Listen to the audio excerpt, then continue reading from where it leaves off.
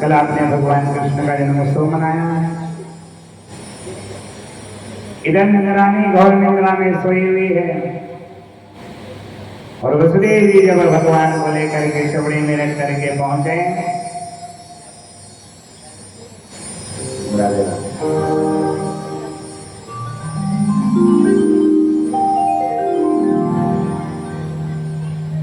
ऐसा वर्णन आता है जब भगवान को कन्हैया को गोकुल में जाकर के वसुदेव जी ने छोड़ा और वहां निंद्रानी घोर निंद्रा में सोई हुई थी। योग माया जग रही है। इधर मैया को पता भी नहीं चला बालक हुआ है वाले कन्हैया को सुलाया और योग माया को चपड़े में रख करके वसुदेव जी यमुना पार करके फिर मथुरा में आ गए। जैसे मथुरा में प्रवेश किया, अंदर प्रवेश ही कर रहे हैं, एक ताला यानी गेट बंद होने लगे, ताले लगने लगे। जितने बंधक के कारक के सब बनने लग गए। योग माया जोर जोर से अंदर प्रवेश किया, ताले लग गए, हथकड़ियां पहनाई गई, दरवाजे पूरे लग गए। योग माया जोर जोर से रोने लगी, आवाज आने लगी। पहरेदार समझे के जब तक भगवान का पर्दा रहेगा ये बंधक दूर हो जाएंगे। वो जैसे माया का पर्दा आएगा तो माया बंधक को बांध लेती है, जाकर के वही जंजीरों में जकड़ गए। जब भगवान का प्राकट्य हुआ तो योग माया के द्वारा बंधन खुल गया और जब योग माया अंदर प्रवेश किया फिर जीव बंध गया जाकर के। कंस को पता चला आठवां काल आया है ना, मैं इसे छोड़ूंगा नहीं। भारी से नाले करके आए और आकर के देवकी से अपनी कन्या इन्हें ये दे मुझे। देवकी ने कहा ये तो बालक नहीं बालिका कन्या है, भाई इसे भैया इसे तो छोड़ दे। नहीं, ये कन्या हो या बालक हो मुझे कोई फर्क नहीं पड़ता है। मेरा आठवां काल है, मुझे मारने के लिए आई है, छलने के लिए मुझे आई है। देव की मैया ने पल्ला फैला दिया, साड़ी का पल्ला कर दिया सामने में, तुझसे भीख मांगती हूँ, तूने मेरे 7 पुत्रों को मार दिया, इसे तो बचा दिया। कंस ने एक शिला के ऊपर जैसे पचाटने का हाथ ने पैर पकड़ा और पछाड़ने लगे, योग में हाथों से छूट करके चली गई। आकाशवाणी हुई आकाश में से, अरे कंस मुझे क्या मारेगा तू? तुझे मारने वाला तो कब से रात को पहुंच गया मामा। तभी कहा है जो सोवत है वो खोवत है, जो जागत है सो पावत है। कल चला गया रात को तो कब कहीं निकल गया है। कंस भयभीत हो गया जाकर के। इधर नंदरानी और नंद बाबा तो यमुना किनारे बैठे हुए थे। नंदरानी की 2 ननंद है, नंदा और सुनंदा, ये दोनों बैठी हुई थी। रात भर इंतजार किया कि अब आएगा अब आएगा, आकर के आके देखती जा रही है। नंदा आई और आकर के देखने लगी कि बालक की प्राप्ति हुई है। सुबह का समय नंद बाबा एक ही मंत्र की माला जाप कर रहे हैं कि हुआ कि नहीं, अब आएगा अब आएगा, आया कि नहीं आया कि नहीं। गोकुल में जन्मोत्सव बड़े धूमधाम से सब मना रहे हैं। इधर दुख का कारक फिर बंधन बन गया। कंस ने पूछा नारद जी आए, नारद जी ने आके कहा मार दिया तुमने कि नहीं? 8वीं कन्या आई थी, फिर आकाशवाणी हुई कि तुझे मारने वाला तो गोकुल पहुंच गया है, कब का अभी ने पहले के ही पहुंच गया है। ये शब्द जब नारद जी ने सुने तो नारद जी से फिर कंस ने पूछा बताओ कैसा होगा वो? मैं ढूंढने भी जाऊं तो कैसा होगा? कि काला होगा, मत वाला होगा, चित वाला होगा, नटखट होगा। यही कंस मन में मंत्र के जाप करने लग गया है। किसी चोर का कहा कि चोर कैसा होगा? संत की परिभाषा तो बता दी जाए कि पीले कपड़े पहने हुए संत होगा। पंडित जी कैसे होंगे? सफेद कुर्ता धोती पहने हुए सामने खड़े होंगे, पर चोर का पता कैसे लगाओगे? चोर कैसा हो, ये तो मन से ही पहचानना पड़ेगा। तो भगवान की पहचान करने के लिए मन से पहचान करना पड़ेगी, कपड़े से पहचान नहीं होगी। जाकर के गोविंद भगवान की, गोविंद भगवान की। नंदरानी मैया के पास में सभी आई और आकर के कहने लगी, यशोदा हम आज तेरे लाला की बधाई लेंगे। गोविंद भगवान की। लाला जन्म सुन आई यशोदा मैया दे दो बधाई।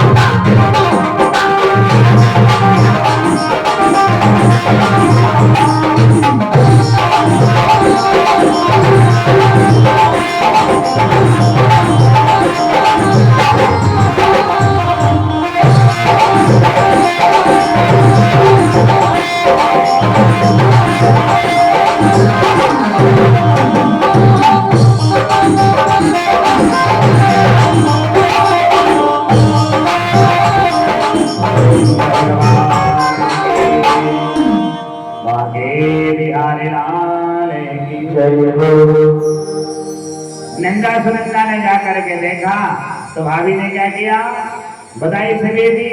पंडन ने ऐसे देखा कि कन्हैया का लाला भयो है, तो यशोदा मैया ने अपने गले का हार निकाल करके दे दिया। अब आधा आधा हिस्सा दोनों बहनों ने कर लिए जाकर। इधर सांडिल्य मुनि 108 ब्राह्मणों को लेकर के गए, मंत्रोच्चार से भगवान का अभिषेक पूजन इत्यादि कर्म कराया। छोटे बड़े सभी ब्रजवासी गोकुल में रहने वाले सब भगवान का जन्मोत्सव बना रहे हैं। 6 महीने हो गए पर किसी को पता नहीं चला, इस मर्म को कोई नहीं जान सका। और भगवान राम का जन्मोत्सव कितने दिन मनाया? 1 महीना। वहां पता नहीं चला था 6 महीने हो गए। एक बूढ़ी मैया जिसके दांत भी ना है, शादी हुई थी ना, जब का लहंगे चुनने और ओढ़नी रखी हुई थी, ओढ़ करके आई और बड़ा घूंघट लिया, इतना घूंघट लेके आई और पूछने लगी कहाँ भयो है? तो छोटे छोटे माखन के गोले बनाए जा रहे थे। एक गोला उठाया, उठा करके मैया के मुख में जैसे गया, गुप्तनी के पेट में जाके पहुंच गया। उत्सव जन्मदिन अलग बात है और उत्सव अलग बात है। उत्सव हर समय हर दिन मनाया, हर समय पे मनाया जाता है, और जन्मदिन बस एक बार साल में एक बार मनाया जाता है, वो जन्मदिन है। उत्सव मनाओगे ना तो सदा चलता रहेगा। राम जन्मोत्सव, कृष्ण जन्मोत्सव, जन्माष्टमी आती है, क्या है उसमें लिखा है क्या कि आज भगवान का जन्मदिन है? नहीं, जन्मोत्सव मनाया गया है, उसका हरदम उत्सव रहता है। जन्मदिन के दिन तो ये करना चाहिए, विचार करना चाहिए मन में कि हमारे 10 साल निकल गए, 20 साल निकल गए, 25 साल हो गए, हमने हमारे जीवन में हमने कुछ भी नहीं किया है। जा करके उस दिन खुशी थोड़ी मनाई जाती है। डीजे पे नाच रहे, गा रहे, कूद रहे हैं। अरे उस दिन बैठ करके विचार करना चाहिए कि हमने हमारे जीवन में कितने भगवान के भजन किए, कितना हमने बैंक बैलेंस बनाया है हमारे भजनों का, ये हमें काम आएगा कि नहीं आएगा, हमने जीवन में क्या किया। गोविंद भगवान की जय हो।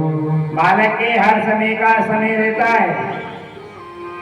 जन्म हुआ, नामाकरण कराया तो समय पे कराया, पलने में झुलाया तो समय से मुहूर्त देख के झुलाया, जलपान कराया तो समय पूछा, अन्न पास करा रहे हो उसका समय पूछा, हर चीज का हर समय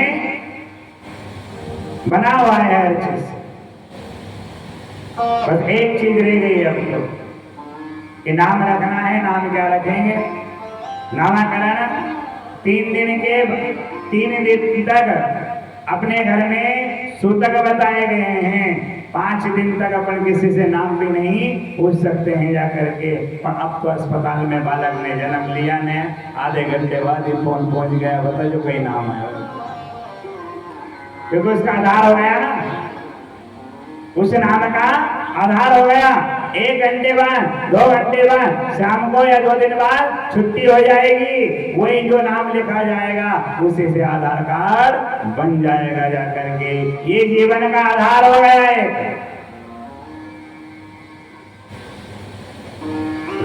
गोविंद भगवान की। नंद बाबा को पता चला, नंद बाबा ने इतना धन लुटाया, इतना धन लुटाया कि मांगने वाले को, ब्राह्मणों को, गरीबों को अन्न दान दिया, वस्त्र दान दिए, गोदान दिया, इतना दान दिया, इतना कुछ दियो माखन। नंद बाबा बहुत कुछ लुटाया आपने, सबने खूब खाया और जन्मोत्सव बड़े भाव से मनाया। इधर कंस दुखी हो रहा है कि मुझे मारने वाला कब पहुंच गया, आप कहां से ढूंढे, कैसे मारेंगे उसे। अनेक महल घर बने हुए हैं, कहां कहां जाएंगे जा करके। तो बगल में बैठी पूतना कह रही कि मैं जाऊं। क्या नाम इसका? पूतना ने कहा मैं जाऊं। कंस ने कहा तुझे अंदर प्रवेश कौन करने देगा? पूतना ने कहा मुझे एक वरदान मिला है, मैं ऐसा सुंदर रूप बनाती हूँ मेरा, ऐसा सुंदर रूप बनाऊंगी कि मुझे कोई भी नहीं रोकेगा। अभी बताओ पूतना है कौन है? ये पूतना है राजा बलि की बेटी, जिसका नाम है रत्नमाला।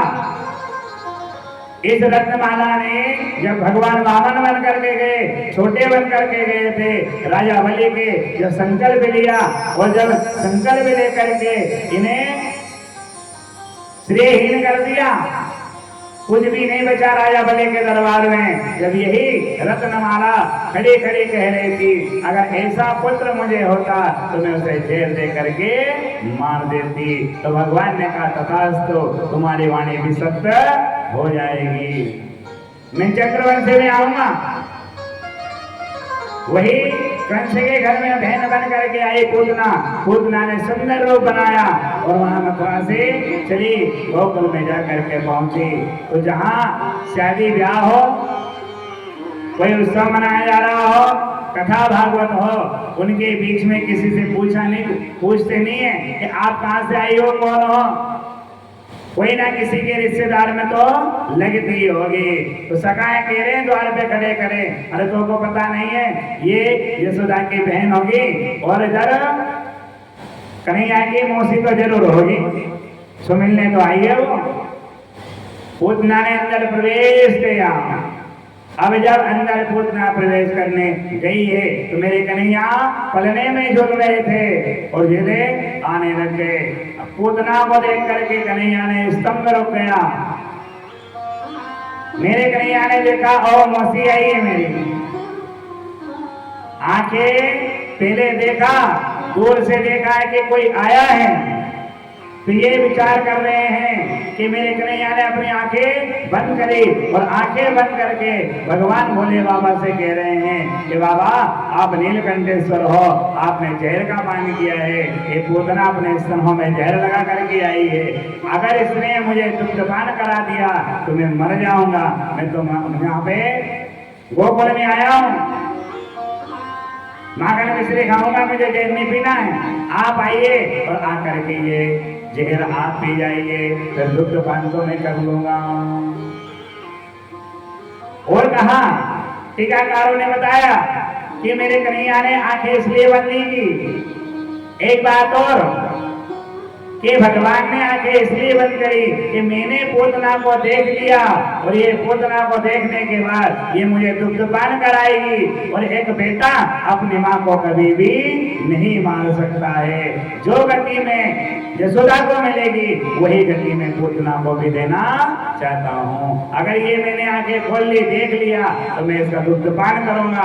एक बेटा जिस किसी के दूध का कर्ज तो चुकाता ही है, चाहे माँ हो चाहे दूसरी माँ हो, कोई सी माँ हो, उस माँ का दर्जा तो उसे दिया जाता है। एक बेटा अपनी माँ को कभी भी नहीं मार सकता। पूतना ने देखा कन्हैया को गोद में बिठाया, ऐसे सुला दिया और सुला करके देखती रही, पर मेरे कन्हैया ने आंखें नहीं खोली।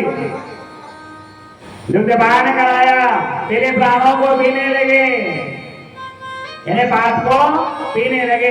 पूतना कह रही है छोड़ दे कन्हैया, मुझे छोड़ दे। 7 दिन का कृष्ण कह रहा है कि मौसी पहले तो मैं कभी किसी को पकड़ता नहीं हूँ और जब किसी को पकड़ लेता तो सेज में छोड़ता भी नहीं हूँ। बाहर ले गई, आराम से गिरी, ऐसा विराट रूप बनाया पूतना ने। इतना यहाँ से 18 किलोमीटर दूर तक कोई बालक जन्मा, किसी ने भी जन्म लिया है, ये पूतना जाती और जाकर के उन बच्चों को खत्म कर देती थी। इसकी स्मरण शक्ति बड़ी तेज थी। सब विराट रूप बनाया पूतना ने, धड़ाम से गिरे, मेरे कन्हैया फुटबॉल की तरह खेल रहे हैं। बाबा ने उठाया, यशोदा को दिया, देख 95 वर्ष में आया है अपने पास में। और इधर रोहिणी मैया भी तो अपने पुत्र को रखती है साथ में, उससे बालक रहा नहीं जाता। जाट फटकार लगाने लगे। जब पूतना को काटा गया, अलग अलग काटा, आग लगाई पूतना में, फिर जिसमें गंध आना चाहिए दुर्गंध, उसमें सुगंध आ रही है। गोविंद भगवान की जय हो।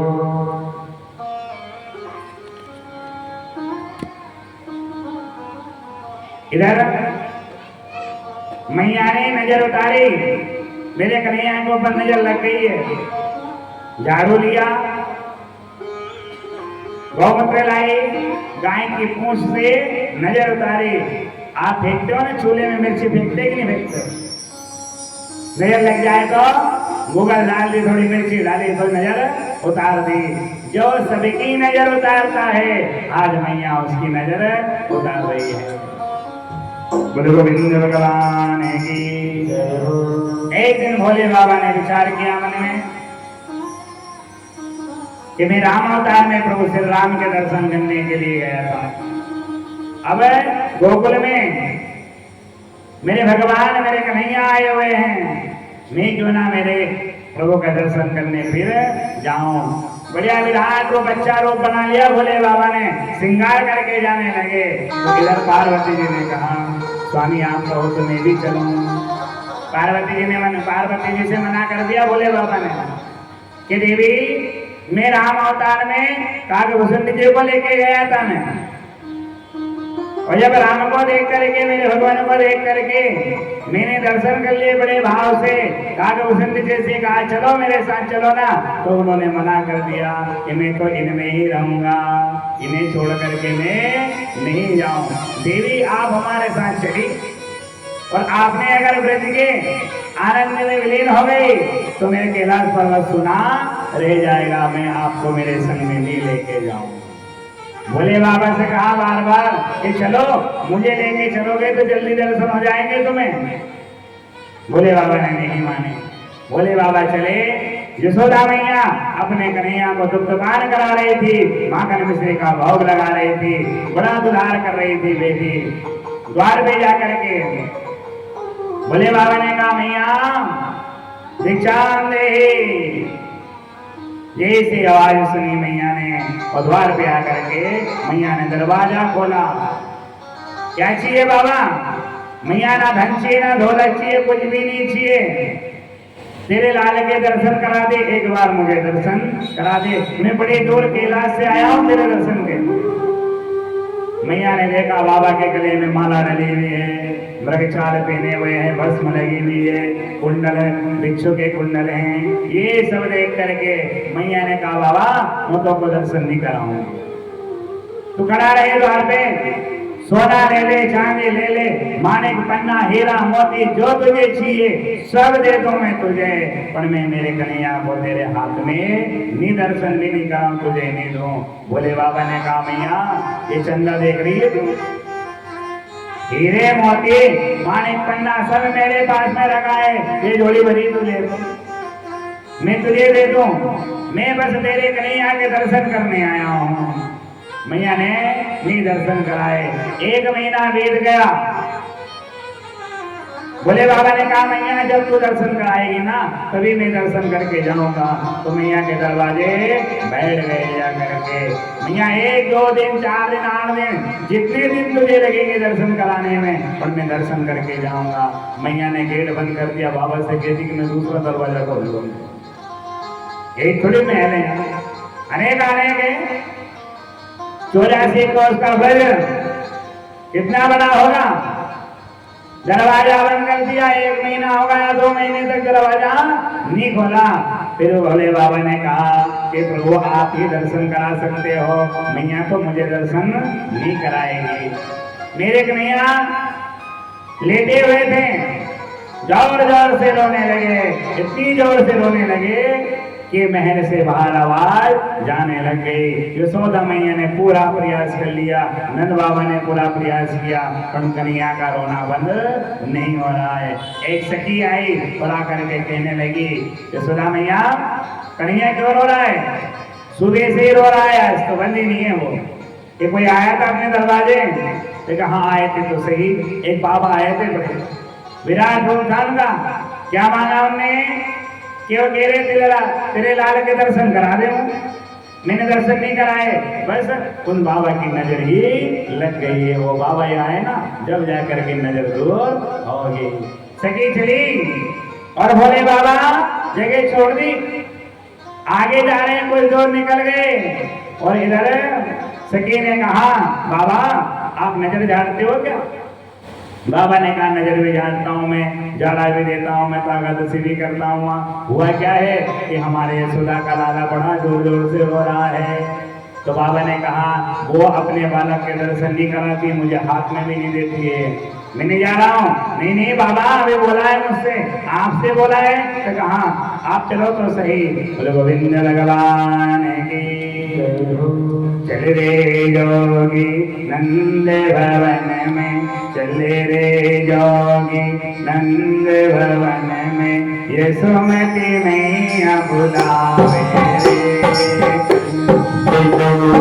नंद भवन यशोमती को बुलावे रे, चले रे जोगी नंद भवन में, जोगी नंद भवन में, यशोमती मैया यशोमती मैया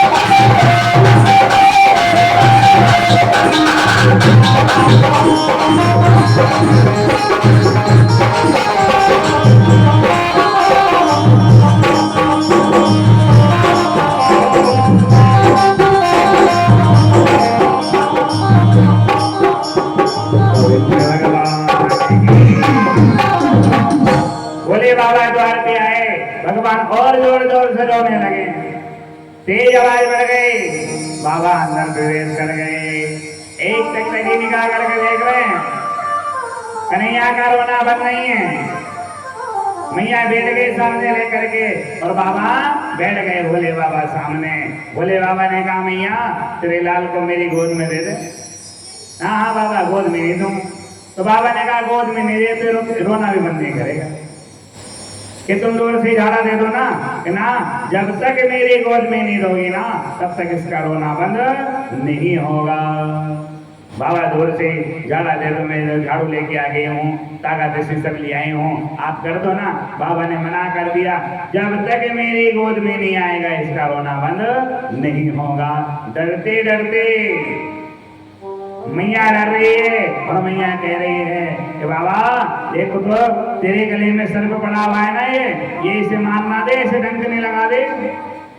बाबा कहने लगे मैया तो भोरी की भोरी रह गई, ये सरबन के ऊपर तो रहता ही है, ये तो एक ही है मेरे गले में, तो ये मेरा ही पालतू है, पर ये तो दिन रात 8 पहर 101 गुणों का नृत्य करता रहता है और उसको परसैया बना रखी है इन्होंने। मन ही मन में कह रहे हैं, मैया ने डरते डरते कन्हैया को बाबा की गोद में सुला दिया इन्हें। जैसे दिया गोद में, कन्हैया का रोना बंद हो गया। मैया जान गई बाबा बड़े जानकार हैं। गोद में लेटे हुए एक पैर उठा रहे ऐसे, कन्हैया का पैर चल रहा है। मैया ने पूछा, बाबा आप इतना जानते हो ना, तो एक काम करो, मेरे बेटे की भविष्यवाणी तो करो, इसके हाथ पैर की रेखा देखो। बाबा ने एक टकटकी लगा करके देखने लगे और देखते देखते राम अवतार में भोले बाबा ने प्रभु श्री राम के पग की रेखा देखी थी और इधर कृष्ण अवतार में मेरे कन्हैया की हस्त रेखा देख रहे हैं। मैया ने पूछा, बस 2 बात पूछूंगी मैं, एक तो इसका कारोबार अच्छा रहेगा कि नहीं रहेगा, और दूसरा प्रश्न है इसका ब्याह होगा कि नहीं होगा। बाबा ने हाथ देखा और देख करके कह रहे कि मैया इसका ब्याह तो होगा, पर ये तुझे छोड़ करके चला जाएगा।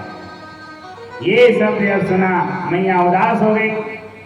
फिर दूसरा नंबर कि मैया ये तुझे छोड़ करके जाएगा ना, तो ये बड़ा राजा बनेगा, इसके बराबर कोई आगे लग भी नहीं सकता, आगे रहेगा भी नहीं। मैया खुश हो गई। ये जब शब्द बोला तो भगवान ने फिर पैर उठाया कि मैया के पास में रहने दो, अभी मुझे भगवान मत बनाओ। अगर मुझे भगवान बना दिया तो ये मैया मुझे आलिया में बिठा देगी, 2 चिरंजी सुबह 2 चिरंजी शाम को मिलेगी, मुझे स्नान भी नसीब भी नहीं होगा। अभी तो मैं मैया के यहाँ भोग पाने आया हूँ, माखन मिश्री खाने आया हूँ, दूध दही खाना पीना है मुझे, और मेरे नटखट का पूरा मैया को दृश्य दिखाना है। मैया ने कहा कि बाबा मेरे कन्हैया के सिर के ऊपर हाथ रख दो। अब ये कह रहे त्रिलोकी के नाथ के ऊपर मैं क्या सिर हाथ रखूं? ये इनको पूजे वो उनको पूजे, राम धनेश्वर बराबर रामेश्वर। पहले ये पूजाए फिर वो पूजाने लगे। मैया ने कहा, बाबा मेरा कन्हैया रोना बंद हो गया, एक काम करो ना, मेरे कन्हैया को वापस दे दो। दिया, मैया की गोद में गए, फिर रोने लग गए। फिर इतनी जोर जोर से रो रहे, मैया ने फिर कन्हैया को बाबा की गोद में दे दिया। इनका रोना धोना बंद होता जा रहा है। तो मैया ने कहा, बाबा एक काम करो ना, आपका मंदिर यही बना दूं मैं, ये देखता रहेगा तुम्हें और दर्शन से होते रहेंगे। बाबा ने कहा, ऐसा नहीं है, ये नहीं देखेगा मुझे, मैं इसे देखता रहूंगा। ये नहीं देखेगा मुझे, मैं देखता रहूंगा। मैया एक काम करे ना, तू मेरा मंदिर नहीं बना ले। कहाँ बनाना है कि जहाँ तेरे कन्हैया को तू स्नान कराती है, और स्नान कराने के बाद में जो जल इनका बहता हुआ जाता है उसके नीचे ही मेरा स्थान बना दे जा करके, तो तुझे डबल काम नहीं पड़ेगा। इसको जो स्नान कराएगी, इसी से जल से मेरे ऊपर भी जल चढ़ जाएगा जा करके। बोलो गोविंद भगवान की रे रे जोगी नंद भवन में, रे रे जोगी नंद भवन में, ब्रज में वासो की रे रे जोगी नंद भवन में, ब्रज में वासो की रे रे जोगी नंद भवन में, ब्रज में वासो की रे।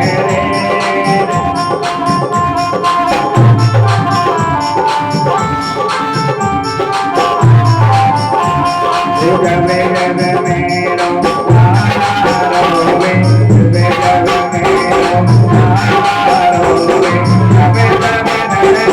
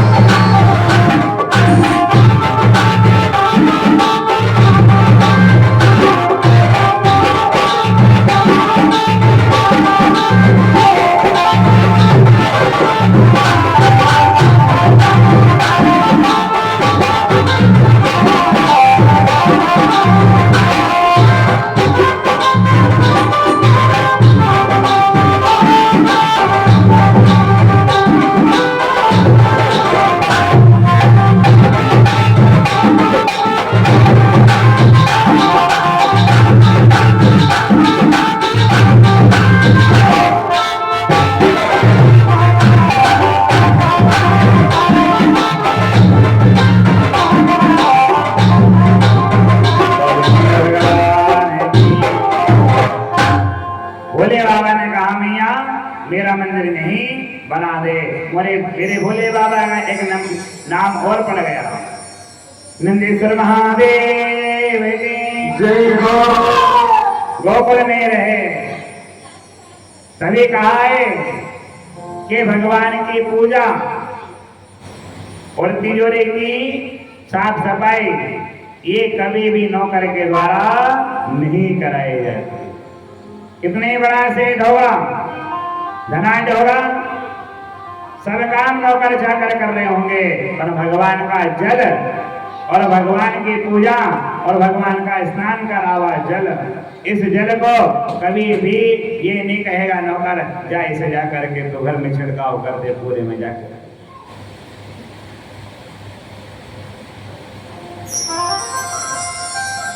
गोविंद भगवान है कि जय हो। इधर बाबा ने, भोले बाबा ने पहले चरण छू लिए, फिर सिर पे हाथ भी रख दिया था मैया तेरे कन्हैया के ऊपर कोई विपत्ति नहीं आएगी, आएगी विपत्ति तो सब टल जाएगी। एक दिन नंद बाबा ने विचार किया मन में कि 6 महीने हो गए, अभी तक मैंने अपने बालकों के नामकरण नहीं करवाया है। अब नामकरण कराने के लिए किनके पास में जाए? सब गुरुजी से पूछा, सबने मना कर दिया। क्यों?